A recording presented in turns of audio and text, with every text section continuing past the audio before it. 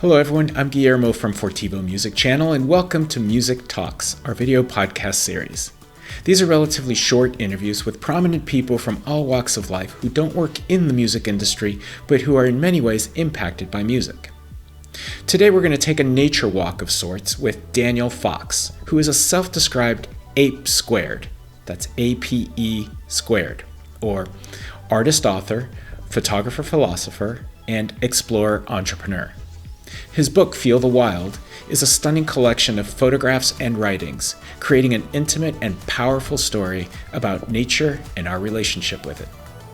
Daniel and I have known each other for some time, and we've previously talked briefly about his thoughts on the connections between humans, nature, and music. He has some unique insights born out of his many months and years on solo expeditions in some of the most remote parts of the planet. So let's get started. Here's my conversation with Daniel Fox. All right, Daniel Fox, welcome to the show. Thanks for being here. Thanks for having me, Guillermo. This is not the usual podcast that I do, but this is a passion of mine. So I'm looking forward. Yes, likewise, me too. And I know for you, it's especially interesting because you just got back from a long expedition and you're just back in North America. So I appreciate your being here. And I guess just real quick on the expedition, you were in Antarctica. Where were you? You were gone for quite a while. Yeah, well, to call it an expedition in my world, I mean, for some people, it might be an expedition. For me, it was being on a luxurious cruise ship for 6 weeks in Antarctica, being part of guests, once in a lifetime experience, and be able to participate in their memories and enhance their experience. So recently, I've just been extremely fortunate to have the position of an expedition photographer, the professional photographer on board for Seabourn's venture new expedition ship. So I've spent the beginning of the year in the Arctic and the end of the year in Antarctica. And next year, I'm going to carry on also. So it's a luxurious expedition, let's put it this way. Well, yes, for people like you and me, that was a luxurious expedition. Like you said, for a lot of people, that's once in a lifetime experience, like the people that were on the ship with you. So correct. That's incredible. Great. Okay, well, welcome to this podcast where we talk about music. And this is something you and I don't usually talk about, although we have touched on it a little bit when we've talked about our views on nature and especially your views on nature. Maybe we can start at the beginning. What I usually do is ask folks to kind of reach back into their childhood, into their lives, and see if they can pinpoint some activities or some events that happened in their lives early on that kind of influenced their musical upbringing. Maybe you took some music lessons or something. I don't even know if you're musical or not. This is how little you and I talk about this. I did music in high school. I played clarinet and saxophone, and I had a love of music. I just didn't have the passion for the theory of it, the workshop, the homework and all that kind of stuff. And I kind of dropped it, but music has always been, I mean, I sent you, a link with all these photos when I was, a young kid. I would literally lose myself with headphones and listening to music. Music has always been this place of a refuge, a soundtrack like that always been there with me. Even in my years of going out, as a teenager, it's a fundamental part of my life and still to today. So I don't recall. I mean, there are specific moments into my teenage years and as a kid, but the overall memory that I have is that how it's at the core of my human experience. And I know as you've grown older and gone into your profession, you've traveled all over the world. I'm assuming you've been exposed to a lot of different types of music around the world. Yes, there's some that resonates with me. There's some that resonate less. Like traveling, I've always said that there are no places that are better than others, or places that fit you, don't fit you. I love I love the simplicity of certain type. I feel overwhelmed by the some other styles that for me are too much. Like the violin, the simplicity of the string, or the even the aesthetic of the Japanese music, or some of the pieces, I mean, that you'll find in my playlist.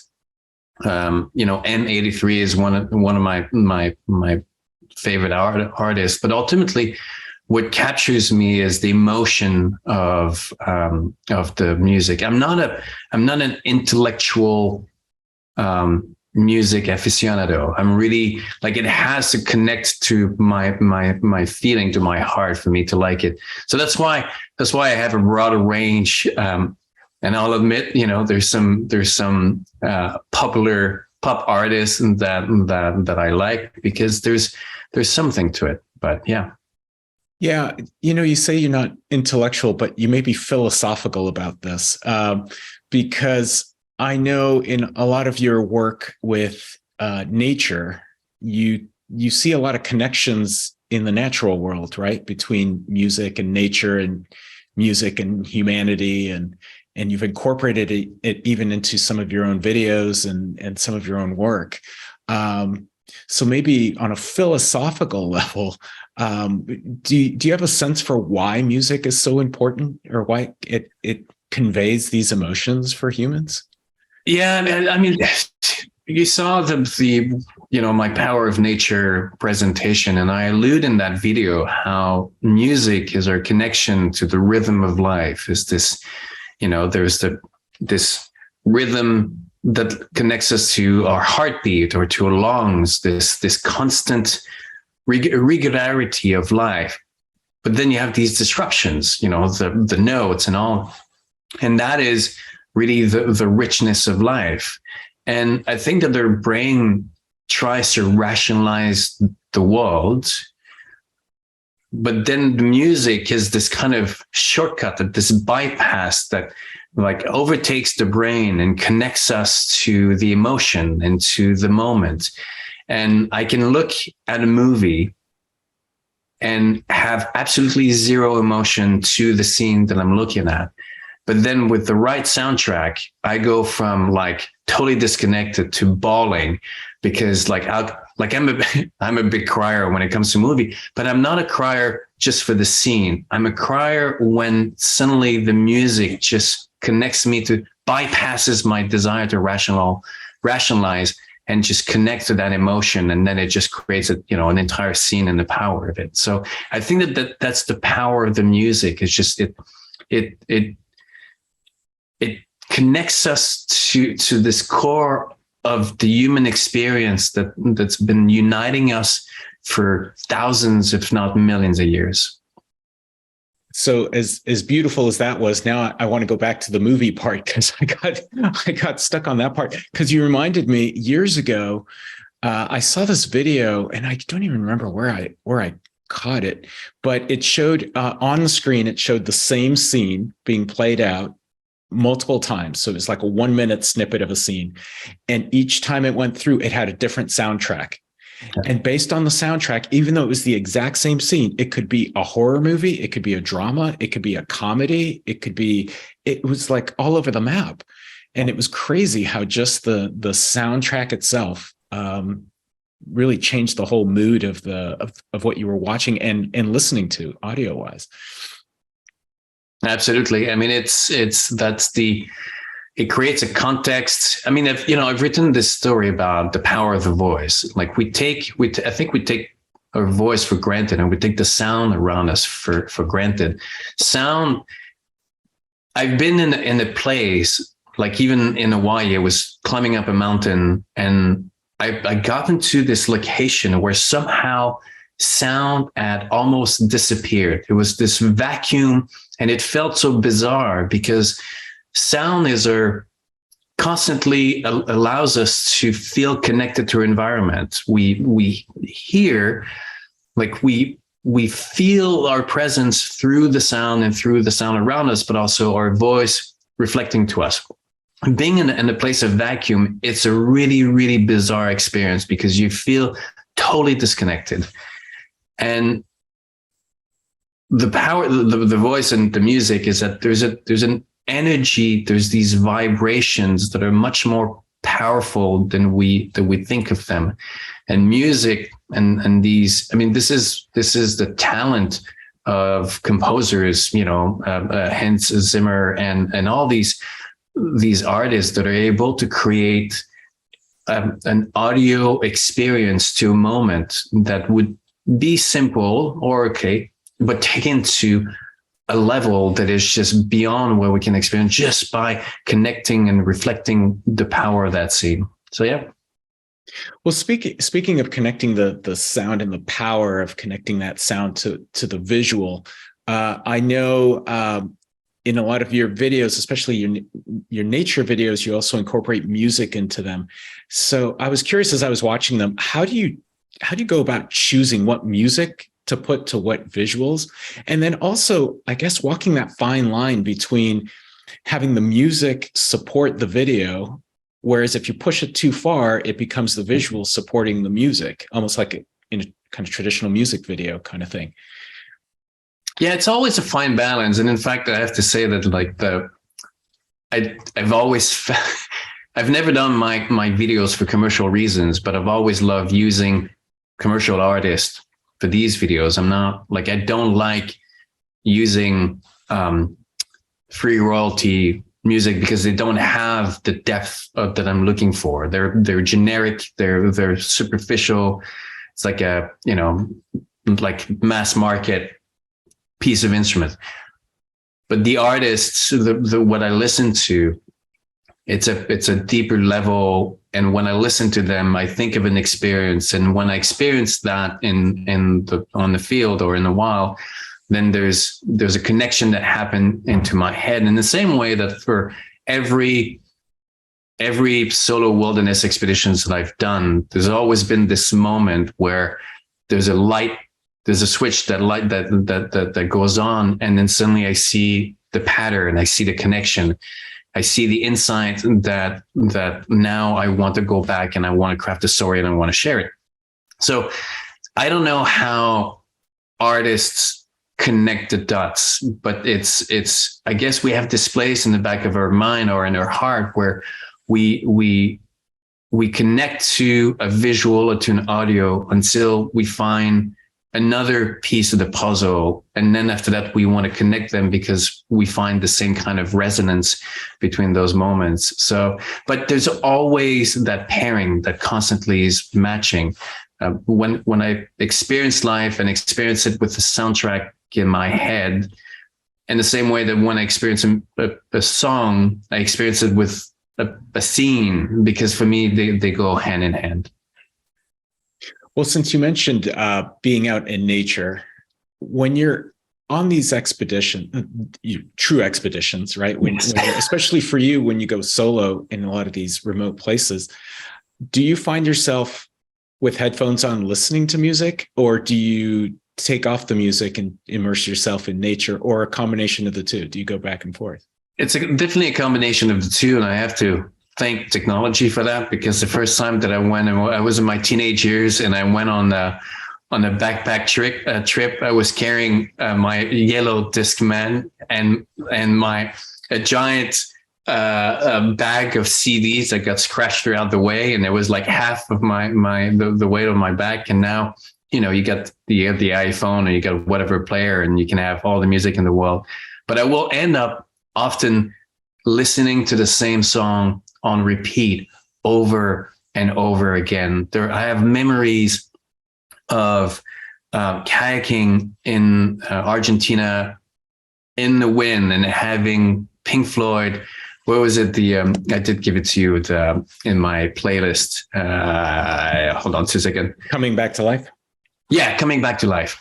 Listening to this one on repeats, just like so being immersed in the melody and the everything about it, just like enhancing my experience. But yes, there are times where the silence and the solitude is needed, and I need to be in the moment. And there are times where I'm just creating my own little experience, And I'm not really interested in hearing the silence. I'm just like, there's a soundtrack in that moment.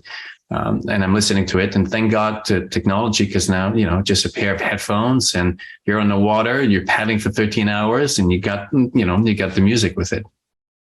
Yeah, it's funny. Sometimes I'm at the beach and I just like listening to the waves crashing and the waves crashing. And then sometimes I like putting the earphones on and listening to the Beach Boys. Yes. Completely different experience. I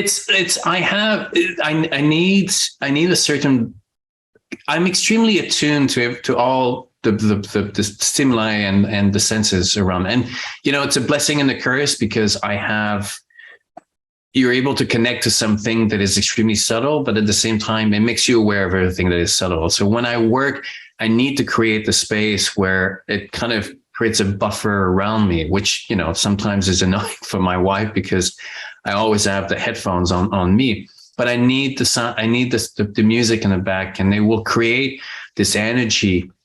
I have these playlists on Spotify that will just like have me focus a lot more than if I was out if it was no music. Now it would be kind of like trying to tune into everything that comes around me. So for me, music is not only connects me to something bigger, but also creates a bubble in where I can be way more productive. All right. Well, maybe that's a good segue into your playlist. So I asked you to come up with a 10-song playlist if you could only take 10 songs on an expedition, which I know with modern technology, you can take a lot more. And as all our other guests, you had a tough time narrowing it down to 10. You got it down to 12. And 12. Since you just got back from being in Antarctica, I'm going to allow you to have the extra 2 songs. So maybe you can walk us through. I know you already mentioned a couple of the songs on here, but maybe why don't you just walk us through how you put this together and what your thoughts were? Yeah, they're not. I mean, it's again, these 12 songs kind of express the range of music that will resonate with me. Obviously, from each song, there's a playlist that can be built around them. But I usually make them more about certain moods. So relax, a relaxed playlist, or like a more motivating, moving playlist. But, as I said, Lower Your Eyelids to Die with the Sun by M83 and The Highest Journey for me he's an artist that takes you on a journey, and it's really hard to not create movie he's able to capture you and just takes you, and you just kind of like want to close your eyes and just let your brain like go on go with them. So I've always had this like dream of mine of taking M83 and my favorite painter, Fabien Verdier, who creates these gigantic, powerful calligraphy. And I want to take those two to Antarctica and have them connect with what Antarctica is, and come back and create a music and painting. But M83 for me has always been at the top of my list. And as much as Hans Zimmer, his capacity to, there's a new movie coming out with Chris Nolan, Oppenheimer, and I'm pretty sure that he worked with Hans Zimmer again. But I just watched the trailer, and just how the music is so powerful. And that one of my favorites is The Small Measure of Peace in the movie Samurai. And you got these ups and downs in the journey. By the end, you feel the journey of the character just through the song. Black and Gold, Martinson by Sam Sparrow. I just love the rhythm, and I end up having to like on repeat often and just playing. Coming Back to Life by Pink Floyd. China Girl, David Bowie, the saxophone solo, like the build up, and then just I love these. I love when an artist builds, like writes the music with a moment where you're allowed, like you go beyond. This is one of the things that I find hard in today's music. It's too predictable. It's too they construct it. Yes, exactly. As opposed to there was a certain innocence back in the days, and where they were just creating it, and they were allowing the room to continue without necessarily them. And this is so even in movies. I think that movies now, many of them don't leave room for your imagination to continue the story. Like even with intimate, scene, like today there's going to be two actors, and then that they're about to move to the next phase. And back in the days, it would be like cut, next to, and then your mind continues with it. Now they give you too much, and then it leaves nothing. But I love China Girl. I know that a lot of David Bowie's fans don't like that particular period of him, but for me, it's my favorite. Yeah, I was going to say, when I saw that one, I thought, boy, of all the David Bowie songs, I would not have put that one on there, but I can see that. Okay. China Girl, Modern Love. Yeah. I love. They resonate. I definitely have a pop side to me, which this is why I the last artist on the list is I did want to put it there. So China Girl, Keep Watch by Adult Karate. That was kind of a recent one that I saw in a final of the Blacklist, and there's something to it that just again it takes me and it makes me go to places. Silk Road, that was in the Crunching Tiger, Hitting Dragon. But the simplicity as a string, and just again the voyage and then the emotion in it. The Yo-Yo Ma, incredible. My Way by the Three Tenors. When Pavarotti comes in, it's just no words. You want to like the two other tenors try to get into the song, but Pavarotti comes in and just like, gosh, you just like, you want to, I don't know, like, anyway. But by the way, that's one thing that's amazing. Every now and then there's a collaboration, and you'll get several, obviously the three tenors sing together a lot, but you'll get a collaboration of pop singers or rock singers or whatever. And in their own right, they're all strong singers, but yet among peers, there's always one that just like stands out, either their performance or their voice or whatever. He's like, whoa, I didn't realize how good they were until I saw them all together with peers. You remember the performance by Prince in the Rock and Roll Hall of Fame for leading the when they're doing it while my guitar gently weeps. Yes.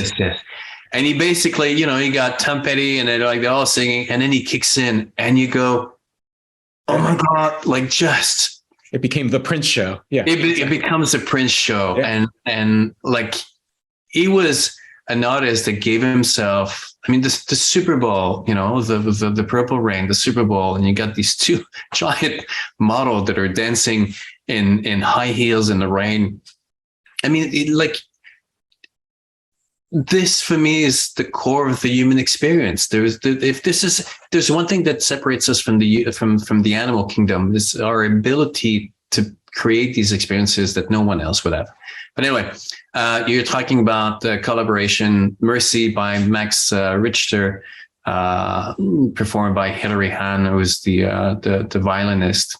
Max is kind of the same category as Hans Zimmer, the capacity. In fact, the two of them have done soundtracks that are just so captivating.